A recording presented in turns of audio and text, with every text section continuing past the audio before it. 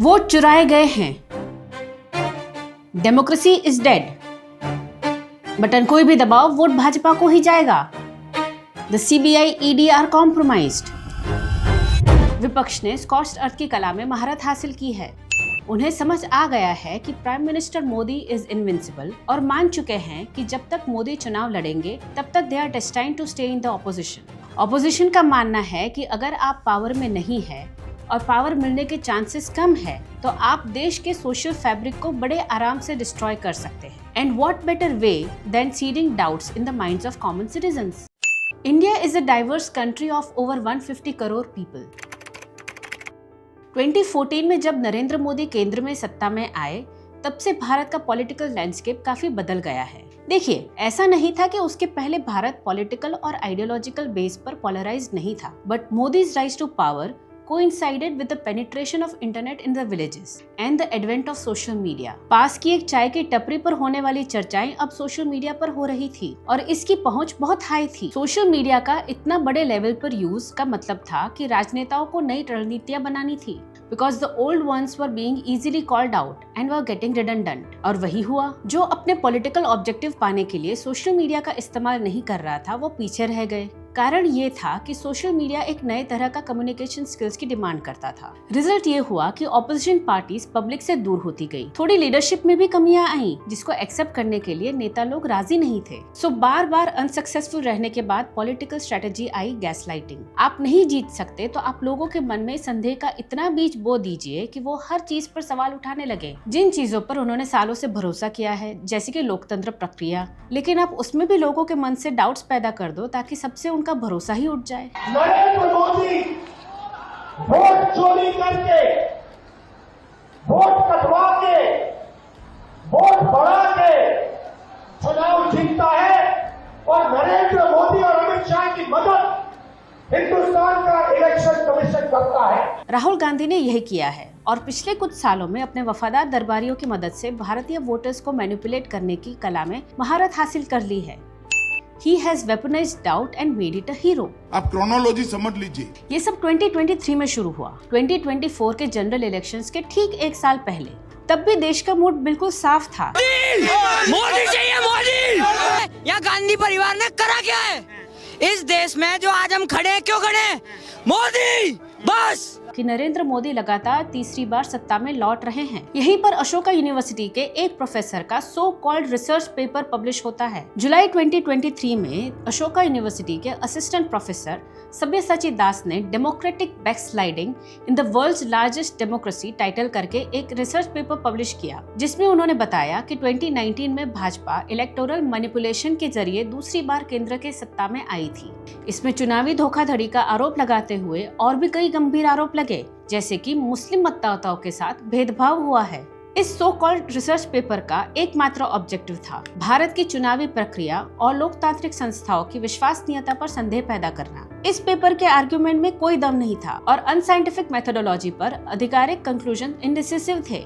लेकिन विपक्ष ने तुरंत एलिगेशंस को हथियार बना दिया। Despite being debunked conclusively, the damage had been done। हमेशा की तरह usual suspects got activated and started building up narratives around it। Propagandists masquerading as an advocate Prashant Bhushan supreme court का दरवाजा खटखटाने लगे और EVM यानी कि इलेक्ट्रॉनिक वोटिंग मशीन और voter verified paper audit trail यानी कि VVPAT से निकलने वाली पर्चियों पर संदेह और आक्षेप लगाते रहे। The whole intention behind such petitions amid the 2024 Lok Sabha elections was to damage the public psyche, जिन्हें राजनेता बार बार कहते रहे कि आप चाहे कोई भी बटन दबाएं, वोट भाजपा को ही जाएगा। इस एक सेंटेंस का इस्तेमाल जगह जगह अलग अलग प्लेटफॉर्म पर किया गया, इस बात को कम्प्लीटली इग्नोर करते हुए कि सारे वोट भाजपा को जाते थे, फिर भी भाजपा को 40% वोट से ज्यादा नहीं मिलते थे। पर इसमें एक आम मतदाता को लग सकता है कि उसका वोट चोरी किया जा रहा है और अगर कोई भाजपा उम्मीदवार उस सीट पर जीतता है तो ये वोटों में हेरा फेरी की वजह से होगा, न कि इसीलिए कि वहाँ के लोगों ने वास्तव में उन्हें वोट दिया है। दिलचस्प बात यह है कि जब कोई गैर भाजपा पार्टी राज्य चुनाव जीत रही होती है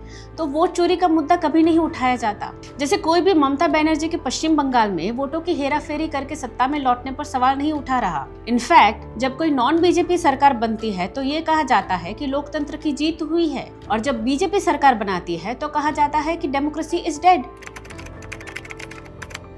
चलिए आगे बढ़ते हैं। 2024 के चुनाव से पहले परंजय गुहा ठाकुरता से लेकर आकार पटेल, प्रशांत भूषण और योगेंद्र यादव जैसे प्रोपेगेंडिस्ट ने मिलकर बड़े पैमाने पर वोट मैनिपुलेशन और वोट चोरी के आरोप लगाए थे। विदेशी मीडिया भी रिजाइम चेंज पपेट्स के साथ मिलकर लगातार ये दावा करती रही थी कि भारत में लोकतंत्र खतरे में है। राजदीप सरदेसाई, रवीश कुमार, अजीत अंजुम, आरफा खानम शेरवानी जैसे भारतीय दरबारी और प्रो कांग्रेस पत्रकार और यूट्यूबर सभी ने वोटर्स के मन में ये बात बिठाने के लिए दिन रात मेहनत की कि भारत में चुनाव फेयर और डेमोक्रेटिक नहीं है। इस समय चुनावों के बीच में कांग्रेस और कांग्रेस समर्थक द्वारा गृह मंत्री अमित शाह की एक आउट ऑफ कॉन्टेक्स्ट और मैनिपुलेटेड वीडियो शेयर की जाती है, जिसमें मतदाताओं को विश्वास दिलाया जाता है कि अगर 2024 में भाजपा सत्ता में आती है तो SC, ST और OBC रिजर्वेशन समाप्त किए जाएंगे। हालांकि इस वीडियो का खंडन किया गया, लेकिन the damage was already done. अधिकांश मतदाताओं को ये विश्वास दिलाया गया था कि आरक्षण समाप्त कर दिया जाएगा। A doubt was created in their minds. The damage was done.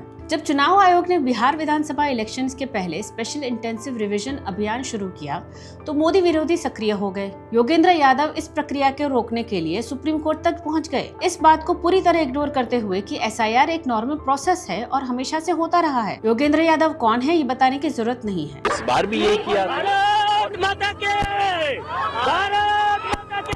Yadav 2024 के चुनाव से पहले राहुल गांधी के सलाहकार रहे हैं और 2004 से 2014 के Sonia Gandhi led super PMO का हिस्सा थे। ये super PMO doctor Manmohan Singh को भी सुपरसीड करता था। ये तो हाल था लोकतंत्र का UPA के काल में। खैर, ये भी बता दें कि SIR चुनाव आयोग द्वारा संचालित एक प्रक्रिया है ताकि कोई भी एलिजिबल वोटर लिस्ट से छूट न जाए और कोई भी इनएलिजिबल वोटर जैसे कि डिजीज या डुप्लीकेट वोटर्स इस लिस्ट में इंक्लूड ना हो। ये बात महत्वपूर्ण है कि SIR बिहार विधानसभा चुनाव के लिए पिछले 22 वर्षों से नहीं हुआ था। अब लोकतंत्र में आस्था रखने वाले एक समझदार व्यक्ति को ये लॉजिकल स्टेप लग सकता है, लेकिन योगेंद्र यादव जैसे प्रोफेशनल प्रोटेस्टर्स के लिए नहीं, और न ही उन राजनेताओं के लिए जो मतदाताओं के दिमाग से खेलने के लिए इस कदम को फिर से हथियार बना सकते हैं। यहीं से राहुल गांधी की शानदार शुरुआत होती है। नवंबर 2024 में कांग्रेस ने वोट मैनिपुलेशन के आरोप लगाए। दरअसल कांग्रेस अध्यक्ष मल्लिकार्जुन खड़गे भी समय के पहियों को पीछे मोड़कर बैलेट पेपर्स की ओर वापस लौटना चाहते हैं। आखिरकार हार के बाद हर कोई शालीन नहीं हो सकता।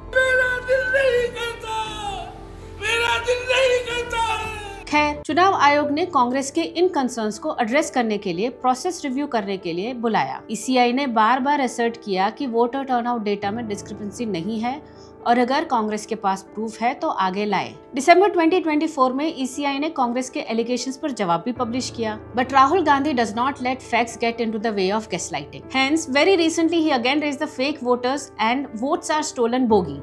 अपनी शूट एंड स्कूट पॉलिसी का सहारा लेते हुए राहुल गांधी ने अपने एलिगेशंस के लिए कोई सबूत नहीं दिए और एफिडेविट साइन करने से भी मना कर दिया है। After all, this would have led to an official and formal communication which could have consequences. और हम सभी जानते हैं कि राहुल गांधी ने राजनीति में अपने 2 दशकों में बिना किसी जवाबदेही के सत्ता चाही है। राहुल गांधी खुद को चैलेंजर टू एस्टैब्लिशमेंट के रूप में एस्टैब्लिश करना चाहते हैं, which is why he has increasingly adopted the strategy of casting doubts on India's democratic institutions and चुनाव आयोग की फेयरनेस, इन्वेस्टिगेटिव एजेंसीज की स्वतंत्रता और जुडिशरी की इम्पार्शियलिटी पर बार बार सवाल उठाकर वो खुद को एक लोन वॉइस फाइटिंग का सपोजेडली कॉम्प्रोमाइज सिस्टम के रूप में स्थापित करना चाहते हैं। दुनिया के सबसे बड़े लोकतंत्र के रूप में भारत ने मजबूत चुनाव प्रक्रिया पर हमेशा गर्व किया है, लेकिन बार बार ये आरोप लगाना कि वोट मैनिपुलेशन हो रहा है या scales are tipped in favour of BJP Indian voters को साइकोलॉजिकली डैमेज करता है। This leads to anxiety and voter distrust, making people naturally sympathetic to the leader who is fighting the good battle।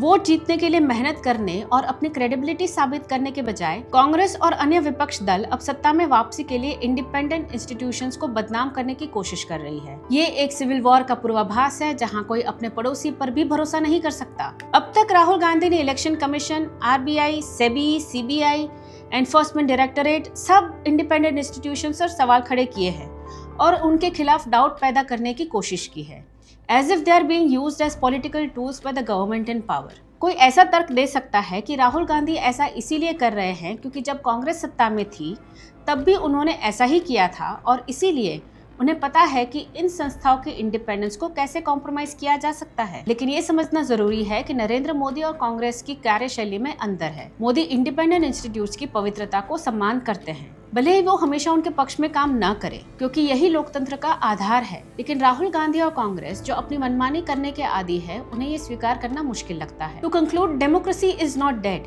In fact far from it. Rahul Gandhi is not defending democracy but undermining it. Rahul Gandhi लोकतंत्र की रक्षा नहीं कर रहे, बल्कि उसको कमजोर कर रहे हैं। In the drama being directed by Rahul Gandhi and Congress, doubt has emerged as a hero. He is weaponizing doubts to mask his and his own party's failures. He is not saving democracy, but is making its hollow version to serve his own interest. This is his cost policy.